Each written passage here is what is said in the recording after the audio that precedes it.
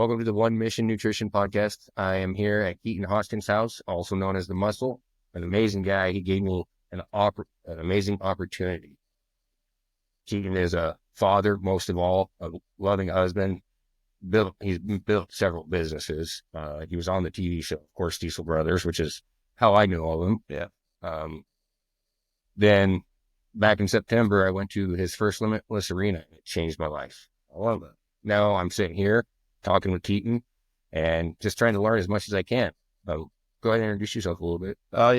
You did a great job. I am a father and a husband above all. I built about 40 companies in my life. One Mission Nutrition was one of them. And now I get to spend a lot of time mentoring and helping people to build their life, build their family, build their parenting, build their leadership, their finances, build everything. And that's what I do now the majority of my time. I still own 4 companies that I ultimately don't really run. I have CEOs that run them. I do oversee them.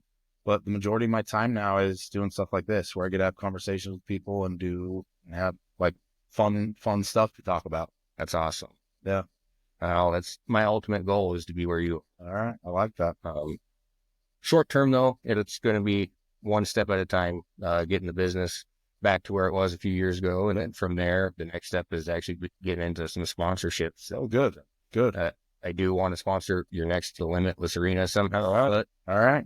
Yeah. We will, we'll discuss that. I'm going to be doing the next event, most likely, May or April. Okay. I've been talking with Donald Trump to have him come, Tony Robbins come, Ed Milet, Andy Frisella, and then I think pretty much just me. So we're gonna cut the speakers down, and we're gonna kind of raise the value of how much people get to speak on stage. I think it's gonna be really good. That'd be awesome. Yeah, that's awesome. And like I said, I've been to both of them. Yeah, that you had, and that was the second one was more of a learning experience than the first one, even because I had a booth there. Yeah. The return I got from it was just about 60 emails. Oh, wow. It was decent, but it wasn't what I was expecting. Yeah. Just because of some limitations that was... Okay, what were the limitations? I wasn't allowed to sell anything. Really? Yeah, Maverick Center would not let me sell anything. Yeah. You know what? I don't think I knew that. I think I had a lot of people that they must have been giving stuff away for free. Yeah, I could give as much stuff as I wanted away for free. Couldn't sell anything. And I had been hustling to get new inventory in so that I can have it for the event. That's a good feedback for me. That means that I need to make sure when we go back there, if we go back to the Maverick Center, that we go back and say, hey, all my sponsors that come in, they're going to be able to sell shit. All right. I appreciate that's awesome. Yeah. It'll make it a lot better for me. Yeah. Absolutely. So more into, what was your first business, very first business you ever bought? Actually, I didn't really buy a business until I was about 26. I started most of my businesses with pretty much zero money down. I didn't have any money. I wasn't in a place where I could get access to funding. I didn't have anybody to fund me. So I had to start businesses from the ground up. And my first real business, when I was younger, when I was a teenager, I did some stuff, but that doesn't really count. One of my first businesses I actually started was called MoFit, and it stood for Mobile Fitness. And what we did is we took personal trainers and we put them into people's homes. So instead of going to a gym and getting a gym membership and buying a personal trainer, we ultimately would come into your home with a personal trainer with equipment, and then we would train you in your home, which surprisingly enough, there was a big demographic for that because most people don't really feel comfortable enough to come to a gym. So knowing that they had access to a personal trainer and somebody who would come to their house was really, really valuable. And that was kind of my first real official business. And again, I had done some stuff prior, but when I was 21, that was the real first business that I had. And then I grew that business into what was called Mo Skills. And it was same thing, mobile skills training, where we trained athletes in how to become better athletes. And then from there, I ultimately used those businesses to buy into a gym. And that was just here where I live. And it's still to this day, one of the biggest gyms in Utah. It was about a 65,000 square foot gym. It was really big. And that's kind of the beginning of my entrepreneurship. Okay. Yeah. Do you still use that gym today? I don't know. It's a city over. It is actually still a gym. We sold to Gold's Gym, and then Gold's Gym went out of business, and they sold, I think, to EOS, and now it's an EOS. Really beautiful gym, really great equipment, all kinds of cool stuff. But no, I go to a local gym here And I, as much as I've been in the gym industry and as many people have asked me, I don't build a gym at home because I like to go do the gym. You know, it's like something to go do. If I had the gym here, I probably wouldn't work out as hard as I do. Makes sense. I do the same thing when I go to the gym. Yeah. It's like you see everybody there. Yeah, you kind of get an excitement. Yeah, and seeing the people you know, and sometimes just even helping them out. Yeah. Yeah. That's one thing I enjoy doing when I'm at the gym. So when somebody comes up and they're like, "Can you help me with this?" Yep. Or another one is telling them, "You look great." Yeah. Because when I first started back in September, I was 265 pounds. Crazy. Yeah, so Awesome. And you know what's cool about that is the gym also gives you a great opportunity to raise your own energy, to add energy, and also to help and support people, which I think is really cool. Like you said, like when you first went to the gym, you're 260 pounds, you probably didn't know what the hell you were doing. And there was probably good and bad people there who judged you and then people who supported you. And I'm like you, I like to be the guy that's like, you look great, you're crushing it, you're doing so cool. I want to have an opportunity to have some kind of interaction with somebody because I don't get a lot of interaction anymore. Most of the time I'm staying here. And anytime I travel, I usually take the helicopter. So I'm not traveling on roads. Really, the only time I'm out and about is at the gym, and it's my time to interact with people. And I always want to make sure it's a really beneficial interaction. And that gives me that ability when I go to the gym. that's awesome. Yeah. That's awesome. So more on the fitness industry. Back when you were younger, you you got on stage one time. Yeah.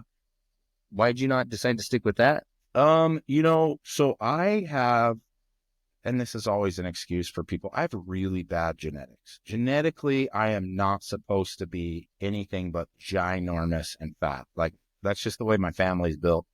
And when I was younger, I played college football, and then I got into powerlifting. I loved powerlifting. Like, I think that's what my body was meant to do. Yeah. And I was really good at it. But I started to go to some of these powerlifting events and I started having conversations with older people who were in powerlifting, and every one of them said the same thing. There's no longevity in it. Oh, okay. No longevity. You're going to be in a wheelchair, especially when they would watch me squat and deadlift. They'd be like, dude, you are not going to be walking when you're 40, which ultimately the weight I was pushing, I definitely would not be where I am today if I continued down that path. So I transitioned out of powerlifting into bodybuilding and decided I wanted to do bodybuilding. I had no idea how hard it was going to be for me. And it was unbelievably hard. I set out to do my first bodybuilding show. Oh, it took me 10 months of 2 hours a day cardio, 6 fish meals, 0 cheat meals, literally for 10 months, day in and day out. And when I got on stage, I did okay. I took first in my class and I did okay overall. But I definitely was not lean enough, like, to know that that was really something that I could do. I think if I continued to do it, it would have just ended with a lot of effort and not much return. Okay. So after my first show and knowing all the time and energy that I put into it, I realized, like, dude, I can put so much more time and energy into other things that will return to me. So that was it. I did one show. And at that time I was also a personal trainer. So I trained a lot of people to get on stages, men and women. I just realized, like, I don't want to do this. It's not something that there's a return in. And since then, what's cool is I've become very good friends with my childhood idols, you know, Mr. Olympia, Jake Cutler, Flex Lewis, Ronnie Coleman. And it's funny, I have conversations even now today. In fact, I was just on a Flex last week. Every one of them said, even though I was the best in the world, it still wasn't really a return that it should have been. And I feel like I wasted a lot of my life chasing something that there was no real return. So it's kind of a testimony to me to be like, yeah, that probably wasn't the best thing. Now, what that did do is it put me down the path of chasing health. Okay. And that's ultimately where I am today. I don't want to be bigger. I don't want to be stronger. I want to be really healthy. I want to be agile. I want to be mobile. I want to be healthy. And that's literally all I do now. That's why I focus on heart health, cardiovascular health, muscle health. I mean, all of those things. But everything I do now is based around, I just want to be the healthiest version of myself. Awesome. Yeah. No, you started one mission at one point in time. Yeah. Obviously. And that was kind of where we are now, is that audit from you. And so what was the drive for starting it when you know, by the time I started one mission, I think it was in 2017 or 18. When I started that business, it was another business that I was starting, right? And I decided at that time, I think that was like the seventh or eighth business that I started. And when I started it, I said, I want to do something that makes a difference in people's lives. And I am a huge fan of the military. And when someone came to me and said, I want to do a supplement company with you, I said, there's only one thing that I'm willing to do. And that's I want to give back to somebody or something if that's what we're going to build. And of course, he was actually an active duty military member. And he's like, well, what if we gave free supplements to the military? And I was like, I love it. How are we going to do that? And he's like, well, what we'll do is we'll ultimately start this company and we'll start a charity arm. And when people buy product from us, we will allot some of that money to give back to military members. And at the time, we had military members in Afghanistan and Iran, all these places. And it was really cool. Out of the gates, we started to do really good numbers. We were fairly successful. And every month we were sending pallets of supplements to members of the military for free. And dude, I started to get these messages and pictures of these guys across seas that are only doing a few things, right? They're waking up, they're eating, they're sleeping, they're working out, and then they're fighting. That's all they're doing. And I'm like, dude, I'm giving them something that's a big part of their day. It was really, really rewarding. And that's why we did One Mission Nutrition. And dude, it was really, really rewarding. That was my first business that was able to give back. And it was really rewarding for me to see I'm making money, I'm building a business, but I'm also giving to people that I ultimately want to support. And that's what it was. Yeah. Awesome. Yeah. And I'm trying to continue that on. Awesome. It's not as frequent as I like, but soon, hopefully. Yeah. And the thing is you're ultimately starting the business back up, right? And I remember when we started, we weren't given a lot. But as we grew, we gave more and more and more. And that's ultimately what your goal is. And that's what you're going to accomplish as long as you keep that in your forefront of like, I want this to be successful, but I want to be able to give back. And the bigger we get, the more we give. Yes, exactly. That's number one priority for sure. Yeah. You mentioned helicopters when you travel. How did you get into helicopters? I have a huge fear of heights and flying. I used to hate flying on a plane. It would take everything I had to get on a plane. I didn't like it. And about 10 years ago, I got into a mindset that I knew that if it scared me, I needed to do it. And everything, even to this point in my life, if it makes me nervous, if it scares me, that's my compass to go do it. Right. Yeah. So I went up one day with my buddy, Heavy D, in his helicopter, and he let me take the controls, and I fell in love with it. All my fear and all my anxiousness went away as soon as I took the controls, and absolutely fell in love with it. And it was that day I was like, dude, this is what I want. I want to have a helicopter.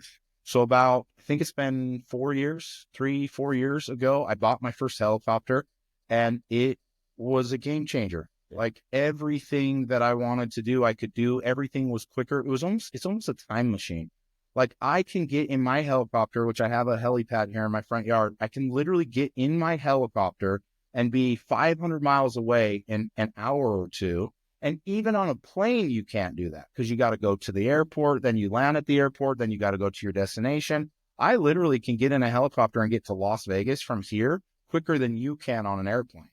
And that was so cool. And so I fell in love with it, and it served a purpose for my businesses, because at that point in my life, 4 or 5 years ago, that's when things really started to take off, and I needed to be all kinds of places as quickly as possible. So for me, it became a time machine, and it became an efficiency machine that allowed me to be where I needed to be and be back at home when I needed to be back at home. And I fell in love with it. And I've had cool cars, I've had cool boats, I've had cool trucks, everything. Nothing compares to a helicopter.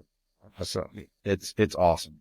Well, I remember the only time I've been on one that was young. It was Father's Day, and it was in Royal Gorge in Colorado. Yeah. And the guy used to just go in and fly down. I remember it like it was just yesterday. So just to be able to experience that whenever you want, it's great. So it's absolutely awesome. And what's really cool is it gives me time with my family too. Yes. My daughters, they don't even know what real life is anymore, but like randomly we'll just say, hey, let's go have a picnic on the mountain. We'll jump in the helicopter. We'll fly up somewhere in the mountain where no one's ever been, and we have a picnic, and we come home, and it's an hour trip. And it's so, so awesome. It gives me the memories that I want with my family. It affords me the time that I need to have with my family and with my business. And again, it's like this trifecta of this is exactly what I love doing, and it helps me do what I love doing. I'm going to have one forever. Awesome. Sounds like I need to get myself some more goals. That's why I tell everybody, once you fly with me, then you're hooked on wanting to fly for good. I don't even have to fly with you. Listen, efficiency. How does that play into your business, I guess? And when you're being more efficient, it makes you better. Yeah. So how do you maintain your efficiency? When you become a time management savage, you realize that time is really, really valuable. Like as much money as I've made, I realize the most valuable thing in this world is time. So if I wish to grow and level up and succeed in anything, I need to know how to do it as quickly and effectively and efficiently as possible. And so for me, because my life has gotten crazy with all the businesses I have, the mentoring that I do, the events that I speak at, the events that I go to, the things that I do, it's like I've realized that the quicker I can get things done, the more success I see. And so I need to figure out as fast a route as I can to do that. And again, for some people, like, they look at me and they're like, well, that's out of my price range or whatever. It doesn't have to be a helicopter. There are so many things in your life that you could implement that would give you efficiencies that would allow you to level up much quicker than you're currently leveling up. But most people, because they're not a time management savage, they never find efficiencies in life. And the truth is all of us are a certain amount away from a goal. And if we can spend that time less and be more efficient in that time to that goal, then we would fall in love with efficiencies like I have. And now I do everything in my business is how efficient can I become in my business? How efficient can I become in my time with my family? How efficient can I be in my travel? Everything is based around efficiency because it allots me the time, which is the most valuable thing, to do what I want to do. Awesome. I'm definitely working on my efficiency. Yeah. It's hard because I do work a W-2 job still and having to go to Michigan and work as an underground driftman. Yeah, that's a lot. It is a lot. And they're 16-hour days, gone for 14 days.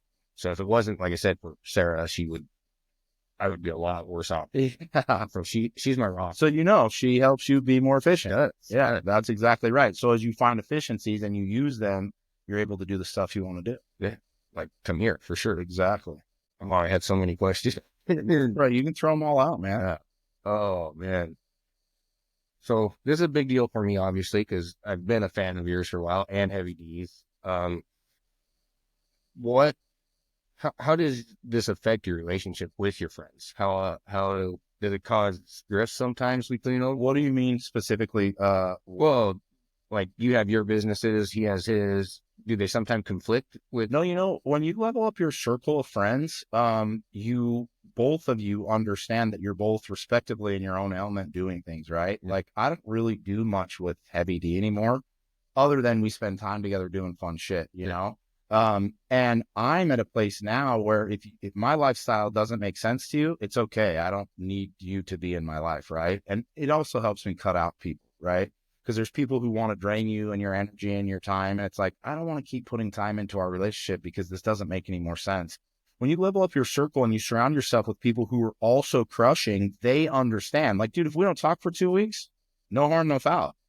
And that allows me ultimately to keep the relationship or to get rid of it. And I sift really fast. Like I look for great relationships. I put a lot of time and energy into them, but I also understand that they're doing their thing. I'm doing my thing. And both of us in our understanding allows us those relationships. And ultimately that's what it is with Heavy D. That's awesome. Yeah. That's awesome that you got a friendship like that. Yeah. I don't have many friends. The one friend I do, he levels me up in a different way. It's not so much, he was there for me in a time of when I was down and I was there for him. And that's awesome. We don't always talk because we both work such. You guys understand your schedules. Yeah. Dude, I would tell you, challenge for you specifically, relationships is a really high currency. And the more you put time into you, becoming a better version of you, the more you put time into finding those relationships, the more successful you become. For me, once I got into a place where I was making ample amount of money, I began to focus on the things that were most important. And to me, what's most important now are my relationships. So I put a lot of time and energy into finding and seeking out new relationships because I know that when I find them, they're going to level me up. We've all heard the saying, like, you're the sum total of the 5 people you hang out with. Well, if that's the truth, which I do think is the truth, I should focus a lot of my time and energy into finding people that level me up and allow me to become a better version of myself. I heard somebody say the other day, $25,000 a month sounds like a lot of money, right? Until you start spending time with people who make $25,000 a day. And then all of a sudden it changes. And that's the truth. Yeah. Your friends and the people you spend time with, if they're not inspiring you and motivating you and showing you that there's something greater, you're in the wrong circle. So for me, even now, the circles that I'm in really awesome circles. I have phenomenal friends, very high level friends. I'm still looking to level up and get to that next level of a better friendship, a better relationship, of somebody that can inspire me, motivate me. I make this much money and you make that much money in a day. Holy shit, man. I want to spend time with you because I want to be inspired by you. And I would give that to you as a challenge. Okay. You should spend time working on yourself. You should spend time working on your business, and you should spend time building relationships. I would tell you 50% more success awaits you as you build relationships with people who will inspire, motivate you to become something better. Awesome. I've slightly been doing that a little bit. Rob with 1% Fit Kitchen. Yeah. He's been amazing. I met him at one of Andy Elliott's events. Yeah, he's a stud. He's actually, I have a marriage mastermind that I'm doing here Friday, Saturday. Oh, awesome. And he's the one that's putting on the food and the catering. Oh, awesome. Yeah. Awesome. He's yeah. a good dude. He is. And I met him at the Andy Elliott event. Oh, you did? We just hit it off. And I actually talked to him yesterday. I was wanting to do a protein bar. That's going to be, I got to do some budgeting, of course. Yeah. New product is really very expensive to start off. Yeah, but I think that's going to change. And not to make this this whole thing about politics, but I think that now Trump being elected, a lot of things are go back to moving and shaking, and we're going to be able to structure deals, especially pertaining to businesses and products that we can get for much, much cheaper. Because I know, dude, I was in this industry for a long time. There were times when it was really easy and simple and cheap to get product. And then there was times when it got crazy and it got really, really hard. And I think we're at the tail end of it getting hard and being expensive. I think once Trump gets into office, some of those things are going to change. I agree completely. And I've actually just in the last couple of weeks have noticed things changing a little bit in the better. Oh yeah. Things are going to change. We're going to make more money in the next 4 years than we've made for a very, very long time. Yeah, I'm excited. So I've heard your story about the Limitless Society, how you started it. How has it elevated you since you started? You know, I actually had this conversation today earlier. When I decided to do Limitless Society, and it's only been 2 years, it's been really cool. It's the fastest growing coaching group right now. When I started 2 years ago, all I wanted to do was help people see their own potential, right? And as soon as I undertook that, I realized that I had to see my own potential and I had to get better. One of the things that Ed Milet says a lot is he says, you're most qualified to help the person you used to be. And when I heard that, and this was only, like I said, a year and a half ago, I realized that I myself needed to go so much harder on my own personal development, on my own mindset, on my own habits, on my own discipline, because the better I become, the more people I can help. So I always tell people, you want to learn a subject really well, teach it, Yeah. Like it's one thing to study a subject, but it's another when you're like, I got to teach it. Well, then I need to learn it much, much better. So when I undertook mentoring and teaching people on how to build a business and how to build a life and how to become a better father and how to become a better husband, guess what that meant for me? I had to become better. So it has catapulted me in my own personal growth because I know the more I grow, the more people I can help. And my goal is to have 100,000 people in Limitless Society. That means I got to be able to teach 100,000 people. So I need to get better. So when I undertook this, I had no idea how much I was personally going to grow, but I have grown unbelievable amount in the last 2 years since starting Limitless Society. That's awesome. I remember before I had to leave, you were at like almost 30,000 people, right? No, 3,000. Yeah. What are you at now? Just to be honest, I don't know. We actually had a meeting today. We were trying to count, and my people don't know the numbers, but it's a lot. We've had probably about 10,000 people sign up. That's awesome. So I don't know how many are still in there, but we have about 10,000 people that have signed up. Awesome. Well, you mentioned goals. When do you foresee or have a goal of having that 100,000 people? Man, that's a good question. I think that I can get halfway there next year. I think I can get to 50,000 people next year. I think it's going to be me going much harder. I'm going to have to do much more events. I'm going to have to do a lot more marketing. I have a plan to get there, but I've never really put a timeline on it because I don't necessarily know, even with my plan perfectly, how many people will come in, because it's still dictated by how many people want to get better in their life. Yeah. And as sad as the answer is, there's not a lot of people. The majority of people don't want to get better in their lives. They just want to be mediocre. And so I have to sift as fast as I can to get to 100,000 people, which means I probably got to sift 10 million people to get in and say, hey, do you want to become a better version of yourself? I would love to show you how. I can show you through mindset, principles, and habits. If that's something you want to do, I want you in my program. I want you to surround yourself with people that also want to do that. So again, as hard as I go, and I know I have to go hard, it's going to be sifting to find the people that are like, I want a better life. I want a better marriage. I want a better family. I want better money. That's going to take some time. So again, I think next year we'll be at 50,000, but I don't know when we'll reach that 100,000. That's still amazing that in 3 years, 4 years, you'll be at halfway. Yeah. That's really amazing. Crazy. Yeah. And it started off just 2 years ago. Yeah. And I still remember that first Limitless Arena like it was the back of my hand. Yeah. That was ultimately the one that changed my life. I love that. Because I had actually paid for the floor seating and everything. And all the Andy Elliott people were walking around, and they kept asking me why I was there. I couldn't give them an actual answer. Yeah. I had to make something up on the spot. What was it that you got from that changed your life? It's easy to say the answer, it changed my life, but what was it that you got from it that did change your life? That I had to take action. I couldn't be that 95% of people that would just be there and say it changed your life and not take action. Andy Elliott got up on stage and said, 95% of you ain't going to do shit. Yeah. You're all losers, basically. Yep. And I was like, fuck you. I'm changing my mind. That's exactly right. And then a few months later, I went to his house. Yeah. I had to shake his hand. And I had lost, by that time, 40 pounds. That's awesome. So that's honestly the common denominator between successful people and unsuccessful people. It's just taking action. Listen, I make more mistakes than anybody, but I'll make 99 mistakes while you still decide on one thing that you need to do. And I'll just make them faster. And it's all based on action. Nobody's getting anywhere without action. They're just not. Even if they're really inadequate like I am, but I'll just keep going and going and going. I'll make 99 mistakes by the time you make one mistake. And it's my action that continues to push me forward. Okay, good. That's really good advice. Yeah. I'll definitely keep working towards making. Just understand that the road to success is filled with failure and mistakes. So then I should make as many failures and mistakes as I possibly can.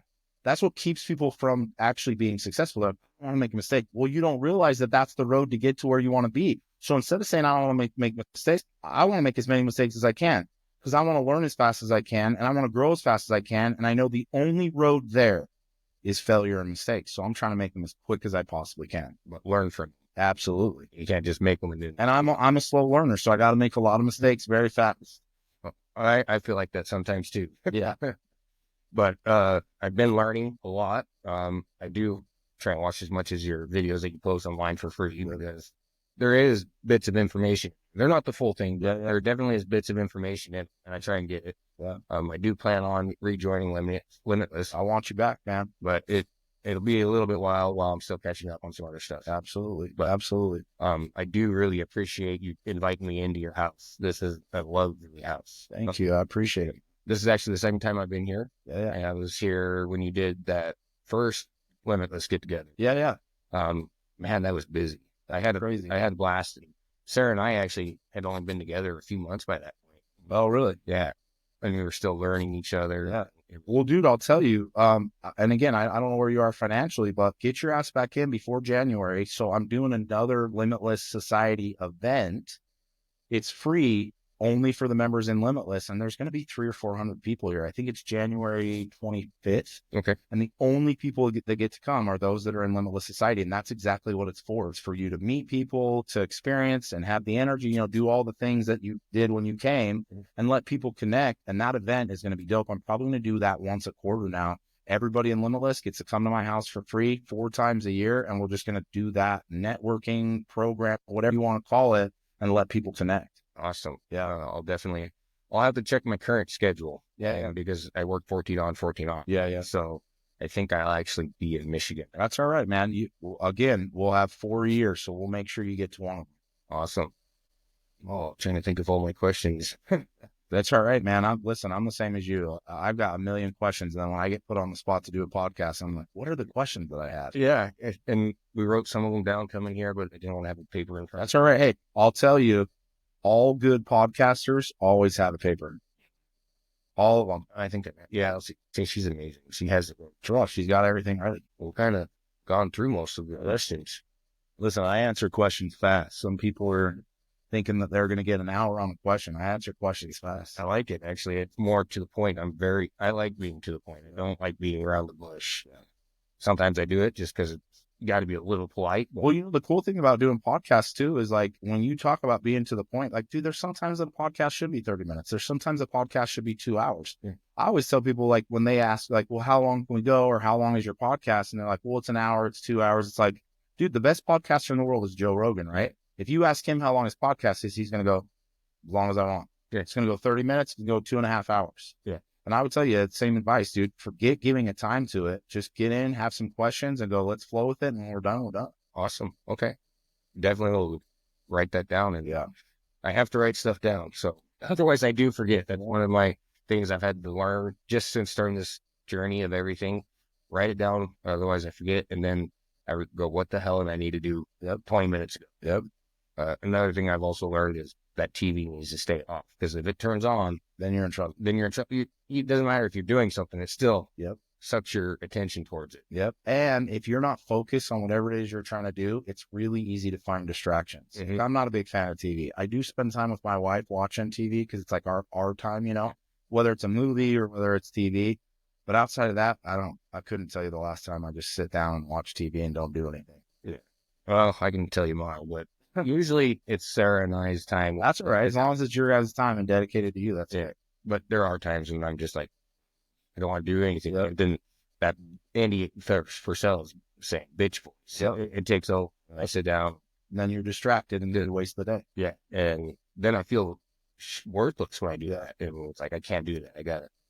So let me ask you this, and we can even end the podcast after this question. What's your goal for One Mission Nutrition?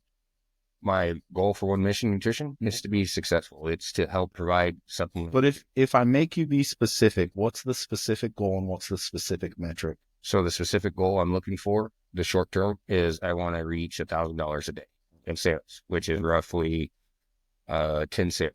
Gotcha. That's so 30 grand a month is what the goal is. Yes. How long until you're going to do that? What's the metric to that? I want to do it by the end of the year. Love it. I love it. Very, very possible, by the way. Yeah. It's not hard to do. You just got to put in the time, and you need to have the metric. If I ask somebody, like, what's your goal in your weight? And they go, I want to get in good shape. You'd be like, what the hell does that even mean? Yeah. You want a very specific number, and then you want to know how long, right? If I said, well, hey, I got to lose 30 pounds and I got to do it in 60 days, that's a real goal.